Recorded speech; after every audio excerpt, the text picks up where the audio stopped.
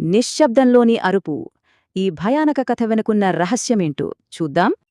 ఒక ఊరిలో ప్రతి రాత్రి ఒక స్త్రీ అరుపు వినిపిస్తుంది, కాని ఆమె ఎవరికీ కనిపించదు. ఆమె అరుపులు ఒళ్ళు గగురుపొడిచేలా చేస్తాయి. ఆమె కనిపించకపోయినా ఆమె బాధ మాత్రం ఆ ఊరిని వెంటాడుతూనే ఉంది. ఈ రహస్యాన్ని ఛేదించడానికి రాఘవ అనే యువకుడు ఆ ఊరికి వస్తాడు. అసలు ఏం జరుగుతుందో చూద్దాం.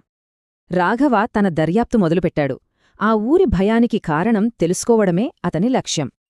అప్పుడు రాఘవకి ఒక భయంకరమైన నిజం తెలుస్తుంది. ఆ అరుపు ఒక నేరానికి సంబంధించింది.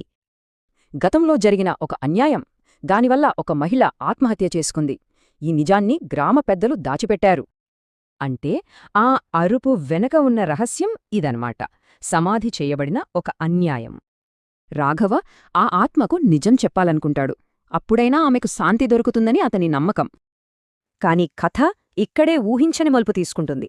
ఆ రహస్యాన్ని ఛేదించే ప్రయత్నంలో రాఘవ ప్రాణాలు కోల్పోతాడు. ఇప్పుడు రాఘవ అరుపే ఆ నిశ్శబ్దంలో వినిపిస్తోంది. అతని స్నేహితులు ఆ అరుపు వింటూనే ఉండిపోయారు.